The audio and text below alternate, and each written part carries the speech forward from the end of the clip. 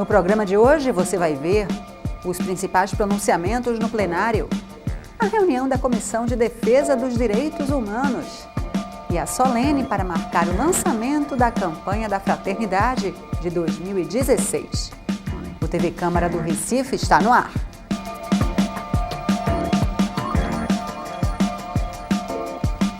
Olá, começa agora mais um TV Câmara do Recife online. A campanha da Fraternidade de 2016 vem com o tema Casa Comum, Nossa Responsabilidade e faz os cristãos pensarem sobre o cuidado com o meio ambiente. Lançada em todo o país, a campanha foi marcada na Câmara com uma reunião solene, promovida pelo vereador Aerto Luna. A campanha da Fraternidade é realizada anualmente pela Igreja Católica Apostólica Romana no Brasil. Este ano o objetivo é chamar a atenção para a questão do saneamento básico e a importância dele na garantia do desenvolvimento, saúde integral e qualidade de vida para todos. Na Câmara, a campanha foi marcada pela solenidade promovida pelo vereador Aerto Luna. O parlamentar discursou sobre o papel do legislador na garantia da qualidade de vida da população. E olhando para este prisma, a responsabilidade em fazer o planeta, esta casa para todos, ultrapassa as fronteiras da fé, tornando cada pessoa, mesmo os que não professam religião alguma, a também engajar-se nessa luta. Os vereadores são eleitos para discutir questões locais e elaborar projetos de lei. É o político, sem querer diminuir os demais, que mais está próximo das pessoas. É aquele que também escuta os clamores. E nós sabemos os desafios são hemisféricos e os esforços desta casa e dos seus membros são de ordem continental para resolvê-los. Este é o papel do vereador. A Casa de José Mariano, em sintonia com os recifenses, abre este momento, abraçando os seus desafios e as suas esperanças. Nós, vereadores e vereadoras, nos propomos a vivenciar a nossa vocação para servir as pessoas, estar mais próximo às mesmas e tornar esta casa a referência do povo. Reflexo da casa comum onde cada um, com as suas inspirações, seja casa comum para o outro. A origem e as fases da campanha da Fraternidade foram lembradas pelo arcebispo de Olinda e Recife, Dom Fernando Saburido. Foi exatamente lá em Natal, que as campanhas da Fraternidade tiveram origem. Por sinal, 2 anos antes, em 64, foi nacionalmente promovida a campanha da Fraternidade. Mas já em 62 aconteceu em Natal, no ano seguinte, 63, algumas dioceses aderiram, em 64, então, já assumiu a CNBB como uma campanha nacional da Fraternidade, que, de fato, vem a cada ano tendo uma repercussão muito grande, uma aceitação muito grande, porque tem tocado em pontos polêmicos e importantes para a nossa meditação. Nós identificamos 3 fases das campanhas da Fraternidade. A primeira fase, ela tinha em vista um tanto mais a questão da renovação interna da Igreja. Isso foi de 64 a 72. Eu diria, foram 9 anos dessa primeira fase, mas as 2 primeiras campanhas da Fraternidade, a de 64 e de 65, tiveram os seguintes temas que estão muito diretamente ligados a esse objetivo, que foi em 64, Igreja em Renovação, com o lema, lembre-se, você também é igreja. E em 65, no ano seguinte, Paróquia em Renovação. Faça de sua paróquia uma comunidade de fé, culto e amor. Se nós tomarmos o texto base da campanha da Fraternidade, lá nas últimas páginas, vamos encontrar todas as campanhas da Fraternidade com os temas, os lemas e essas divisões. Tudo que eu estou falando aqui é basicamente extraído do texto base da campanha da Fraternidade. A segunda fase foi de 73 a 84, portanto, foram 12 anos, e que tinha em vista especialmente a realidade social do povo, denunciando o pecado social e promovendo à justiça, de modo que já houve, né, um olhar, né, para a realidade da sociedade a partir de então. Nessa ocasião já se colocava em prática os ensinamentos do Concílio Ecumênico Vaticano II, da Assembleia de Medellín, Puebla. Tudo isso foi motivação para as campanhas da fraternidade. Então, em 73, dentro dessa temática, nós tivemos Fraternidade e Libertação, com o lema: o egoísmo escraviza, o amor liberta. E em 74, reconstrua a vida com a questão: onde está o teu irmão? Era a pergunta que se fazia para a reflexão. Na terceira fase, que é a atual, nós estamos vivendo agora, começou em 85, então o que a Igreja, a CNBB, tem em vista é as situações existenciais do povo brasileiro. Então, a primeira campanha de 85 já foi um tema assim bem voltado para a realidade mesmo concreta que a gente estava vivendo. Em 85 foi Fraternidade e Fome, com o lema Pão para quem tem fome. E cada ano, vocês podem verificar isso no texto base, são temas assim muito voltados, né, para questões diretas que atingem a nossa realidade, os nossos desafios sociais. Os temas das campanhas da fraternidade retratam a realidade da população. Dom Fernando Saburido destacou a necessidade de políticas públicas e ações que garantam a melhoria da vida das pessoas. Cuidar da casa comum é responsabilidade de todas as pessoas. É por isso que somos desafiados a assumirmos esse compromisso de forma ecumênica. O cuidado com a criação é parte integrante da justiça, da solidariedade e da fraternidade que Deus quer ver entre nós. É também um jeito de louvar e agradecer a Deus. Unidos seremos mais eficientes, mais ouvidos, dando um testemunho mais forte e cuidando melhor do mundo e da família global que Deus nos ofereceu. Uma questão que devemos estar atentos é a pressão das empresas e de uma mentalidade comum em nossa sociedade para que os governos estaduais privatizem as companhias de água e esgoto e os serviços de saneamento básico. Precisamos zelar para que os serviços públicos continuem nas mãos dos estados e não de empresas particulares, que normalmente, em nosso tipo de sociedade, só visam seus lucros e não um serviço social ao povo. Concluo lembrando que não podemos fechar os olhos diante dos problemas socioambientais tão gritantes e que afetam diretamente milhares de pessoas de nosso estado e país.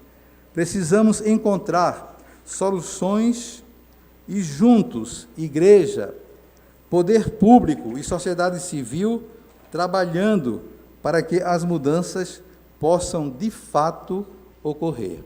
Diz, ó meu povo, tempo favorável, a conversão que te faz mais feliz, na construção de um mundo sustentável. Casa comum é teu Senhor quem diz, quero ver como fonte o direito a brotar e gestar um tempo novo, e a justiça qual rio em seu leito dá mais vida pra vida do povo. Já o representante do Conselho Nacional das Igrejas Cristãs do Brasil, diácono Carlos Lisboa, disse que a igreja tem o papel de conscientizar a população e também pediu o apoio dos vereadores. Aos governos, cabe fazer e pôr em prática de forma eficaz o que é proposto pelos órgãos ambientais, no que eles nos orientam. Aos senhores que detêm o poder, que foram eleitos pelo povo, na qual se encontram boa parte nessa tribuna, e futuros eleitores, que são os estudantes que aqui estão, cabe colocar em prática realmente aquilo na qual vocês têm o direito e o dever de zelar, o bem próprio da população. As igrejas, na proposta da educação da fé dos seus fiéis, devem ajudar na conscientização da responsabilidade com a casa comum, da melhor forma possível, e trazer à tona uma caminhada de mudanças através de ações concretas. O Conselho Nacional de Igrejas Cristãs, o CONIC, vem há alguns anos preparando essa campanha da fraternidade ecumênica, a pedido e a partilhado junto com a CNBB Nacional.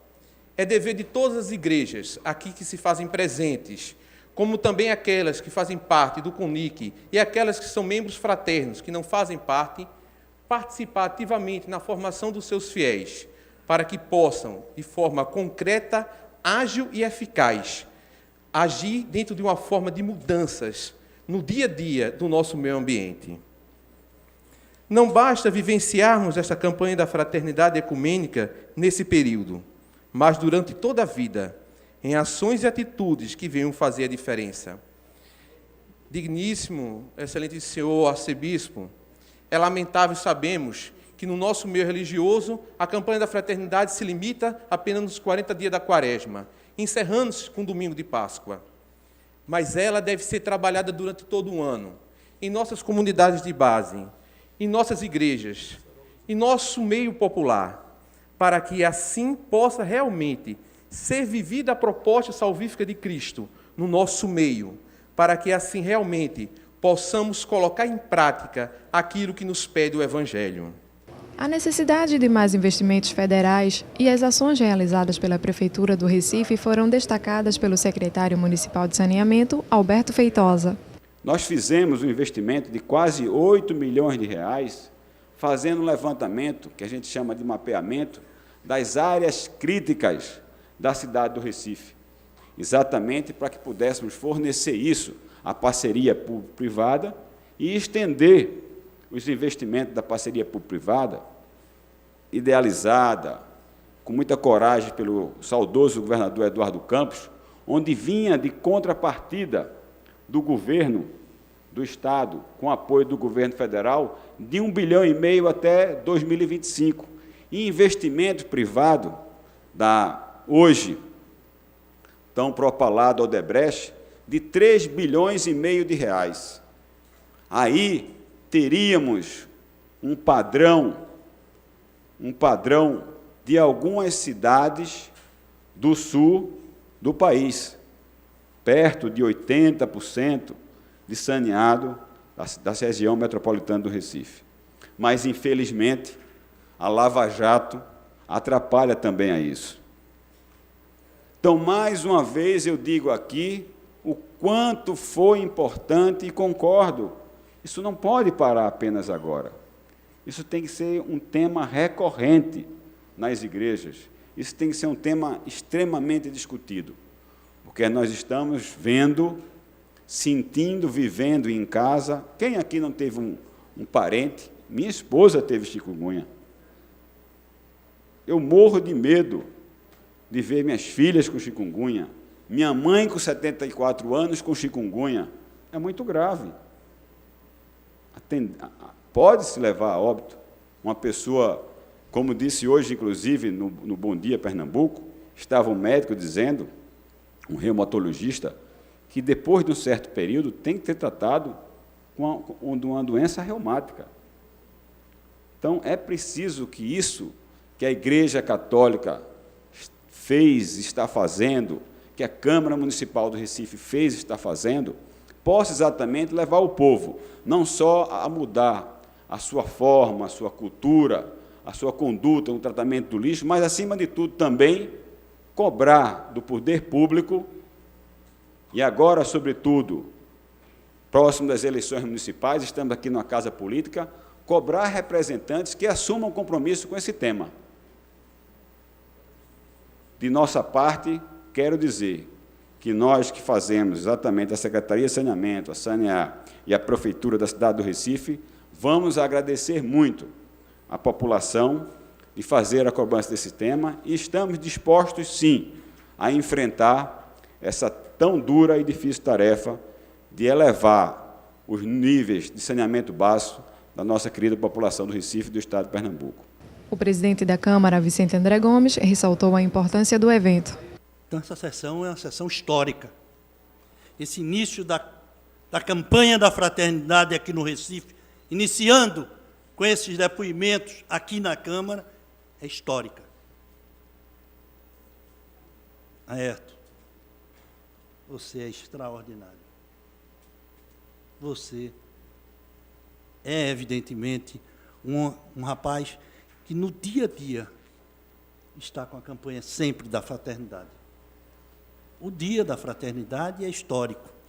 É como o arcebispo contou todas as histórias das campanhas da fraternidade. Isso é fantástico. Isso é maravilhoso. Mas, arcebispo, o senhor tem aqui um soldado, que é Aerto Luna. Esse rapaz lidera a campanha A Fraternidade nesta casa. Eu me orgulho de ser amigo dessa família. Eu me orgulho de ser amigo de uma pessoa que tem tanto compromisso com a sociedade. Eu peço uma salva de palmas a Aerto Luna.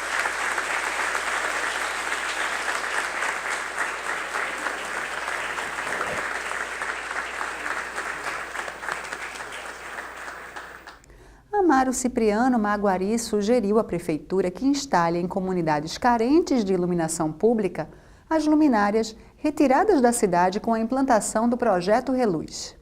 E no governo Geraldo Júlio foi implantado o projeto Reluz em toda a cidade do Recife, que, na verdade, foi muito importante essa inovação da iluminação pública em toda a nossa cidade. No entanto, eu detectei um fato muito importante, é que as luminárias que foram retiradas de toda a cidade do Recife, elas podem ser de muita utilidade para serem colocadas nas comunidades vulneráveis da nossa cidade. Ou seja, nós temos muitas comunidades que falta iluminação. E essas luminárias que foram retiradas, lâmpadas de 70 watts, de 100 watts, de 125, elas serão bem utilizadas nas comunidades mais carentes, como Sapunu, Fietinã, o Iraque, Jardim Uchoa, a comunidade de Chico Mendes. São várias comunidades carentes em nossa cidade que falta uma boa qualidade de iluminação. E a Prefeitura da cidade do Recife não vai ter muito investimento a não ser colocar luminárias que já existem no Departamento de Iluminação Pública. Se fosse um novo investimento, uma nova compra, uma nova licitação, aí sim, seria um custo adicional. Então, vereador Eurico Freire, é um passo muito importante para o Departamento de Iluminação Pública da nossa cidade, de aproveitar essas luminárias que foram retiradas para recolocá-las nas comunidades mais carentes, como Terra Nostra, né? Uma comunidade que precisa de uns 200 luminárias, braços de luminária, colocava, Vietnã, Jardim Uchoa, como falei, no Iraque, porque a questão da iluminação pública em nossa cidade é um sinônimo de segurança pública. Quando você tem uma comunidade bem iluminada, bem assistida com a iluminação, você tem uma condição melhor de visibilidade, dá uma qualidade de vida melhor àquelas pessoas daquela comunidade.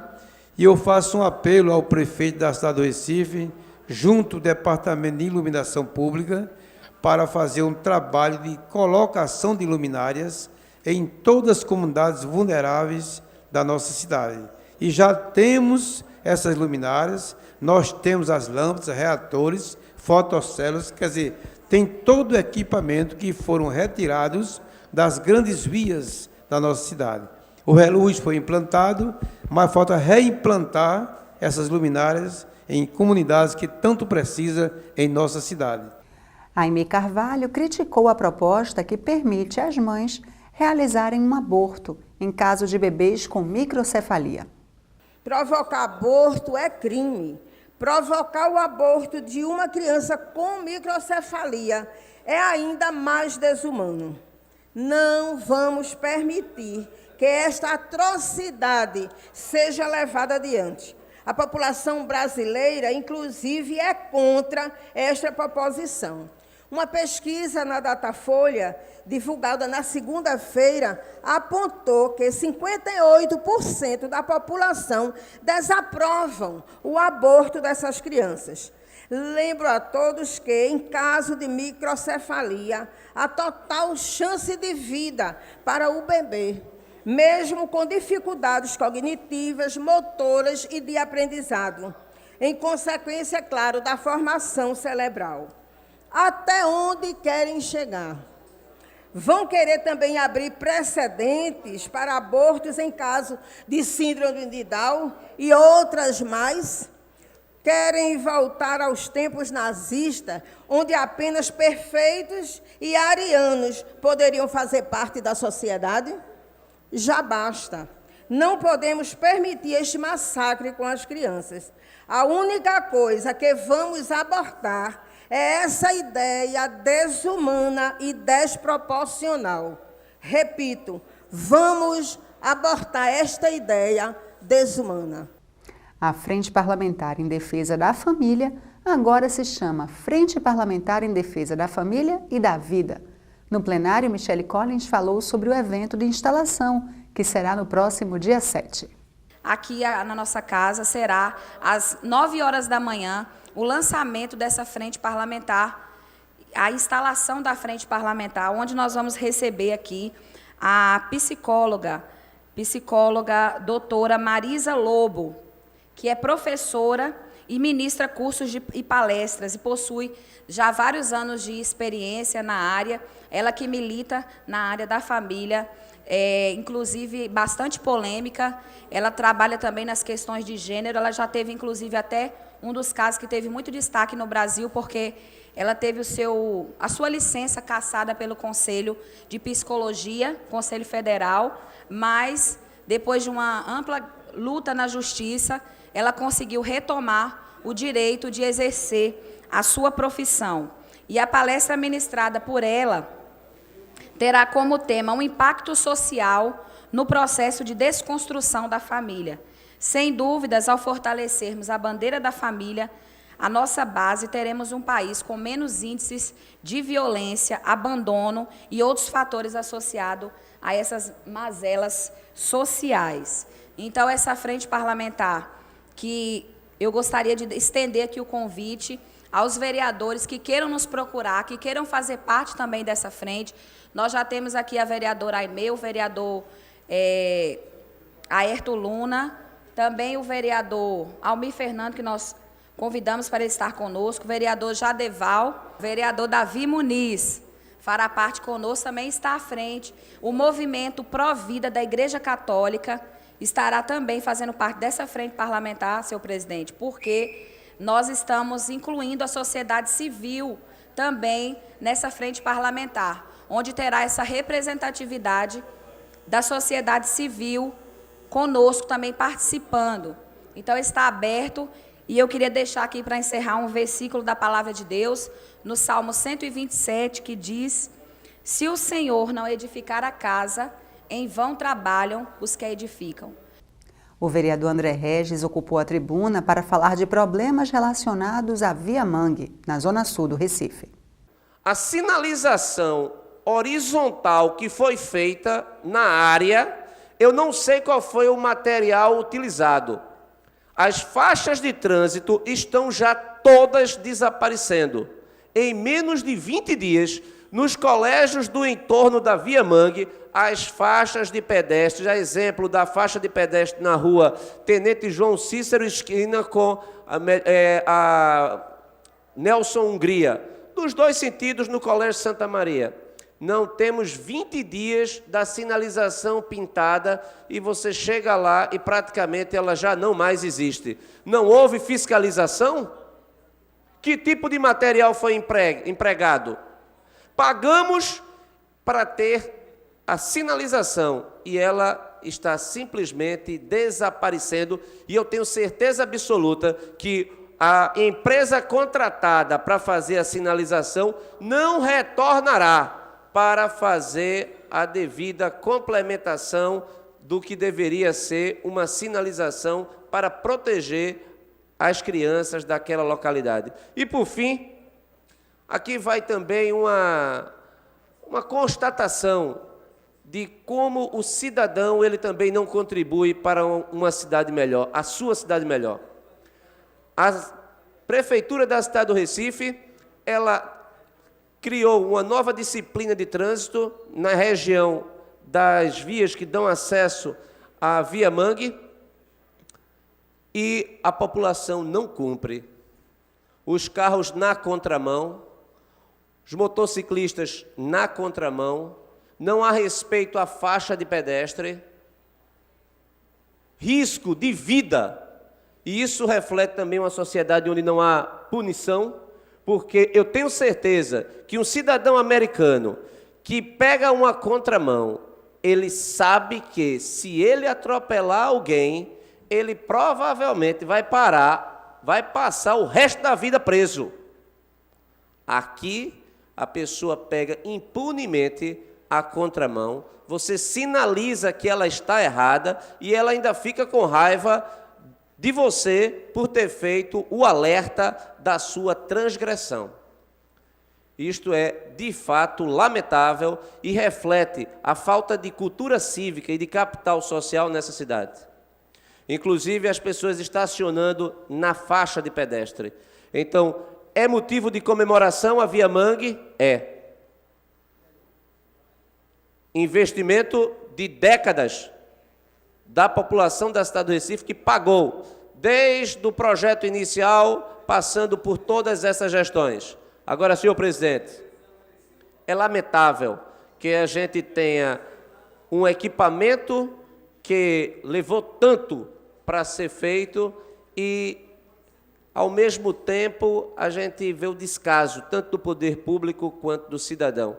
Enquanto não houver o devido respeito ao contribuinte e quanto o cidadão não se autorrespeitar, respeitar a sua cidade, o Recife não será uma cidade que terá motivo de orgulhar a todos nós. Stefano Menudo destacou o projeto que estabelece medidas de controle e prevenção ao mosquito Aedes aegypti. Muito antes de dar entrada na proposta que atualmente está tramitando, apresentei em 2011 um projeto de lei com teor parecido, mas que tinha aplicabilidade mais rigorosa do que tange as pessoas que ignoram o esforço coletivo no combate a esse vetor. Contudo, tive que retirar a proposta, fazer alguns ajustes e dar entrada nesta que hoje entra na ordem do dia.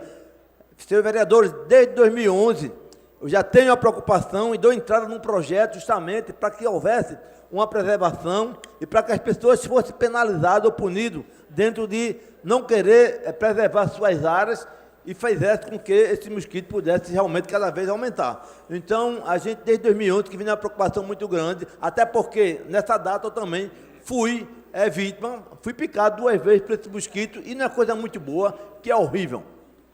O importante é termos a certeza de que o tratamento do combate ao mosquito Aedes aegypti não deve ser sazonal, mas sim contínuo, juntamente com a participação efetiva da sociedade e a implementação de políticas preventivas acentuadas em áreas prováveis de infestação. Deixo aqui a minha preocupação e a mensagem de alerta a toda a população que tenha consciência de que a colaboração individual é de grande valia para cessar a proliferação da doença. E a matéria de tramitação nessa casa se torna mais uma ferramenta de combate a esse vetor que vem mobilizando a sociedade mundial. Osmar Ricardo voltou a falar sobre os pleitos de servidores municipais e repercutiu o debate realizado com a Guarda. Na Associação dos Guardas Municipais do Recife teve uma assembleia sobre o debate do que a Guarda ganhou com o plano de carreira. E o que me parece que foi muito pouco, porque a gente sentiu no debate com os guardas municipais a insatisfação do plano, a insatisfação com essa gestão, que de fato não procura valorizar os trabalhadores, seus servidores. E deve ser mais uma categoria, senhor presidente. Sexta-feira vai ter uma nova Assembleia da Guarda que deve defragrar o movimento grevista, por entender que aumento de carga horária de 6 para 8 horas, né? A questão da lei 13.022, que é a lei federal que regulamenta a guarda municipal em todos os municípios, a questão do armamento, a questão da organização da guarda. E a gente viu hoje um debate acirrado na categoria.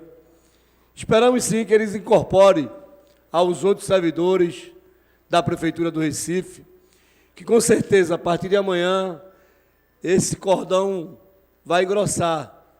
A Comissão de Defesa dos Direitos Humanos recebeu um conselheiro tutelar da RPA 3. Ele apresentou dados sobre o número de alunos que precisam ser matriculados na rede municipal. A Comissão de Direitos Humanos discutiu a situação de alunos que estão fora das escolas da rede municipal de ensino. O encontro contou com a participação do conselheiro tutelar Wendel Moraes. Ele trouxe dados e apresentou à comissão. O problema é a falta de vagas nas escolas municipais. É um problema que hoje acredito que seja o maior problema da cidade do Recife nesse exato momento. Uma vez que a criança ela fora de sala de aula, a fuga dela é a rua. E a rua a gente sabe que não tem muito o que oferecer. A gente tem encontrado famílias reivindicando as vagas, inclusive em desespero, por não ter onde colocar seus filhos para estudarem. A presidente da comissão, Michele Collins, e o vice-presidente, Jadeval de Lima, ouviram o relato do conselheiro tutelar e fizeram encaminhamentos.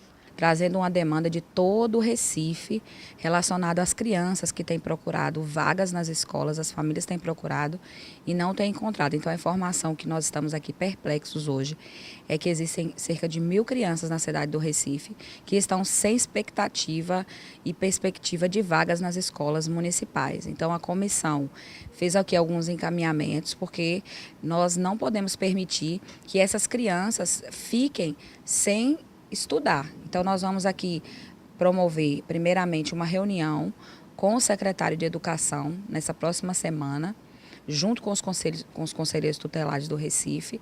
Vamos também fazer uma audiência pública, convocando inclusive o Ministério Público, o secretário de Educação, a secretária de Assistência, que além disso a gente também vai aproveitar para ver outras questões relacionadas às crianças e adolescentes do município.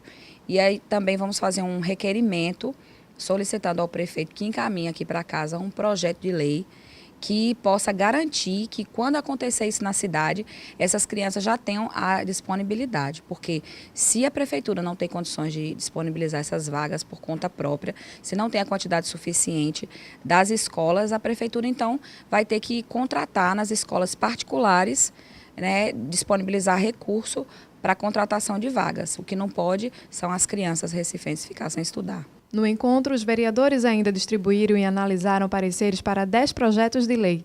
A vereadora Michele Collins destacou uma das matérias discutidas na reunião. Eu queria destacar o projeto 26, que está tramitando aqui na casa, inclusive está com dispensa de prazo, em regime de urgência, para votar o mais rápido possível, que proíbe a distribuição na cidade do Recife de livros, né, de materiais didáticos que contenham ideologia de gênero. Nós fizemos já uma discussão aqui na casa profunda, votamos no Plano Municipal de Educação contra a ideologia de gênero para as crianças, porque a gente considera que quem tem que ensinar as crianças sobre sexualidade e essas questões de gênero é a família.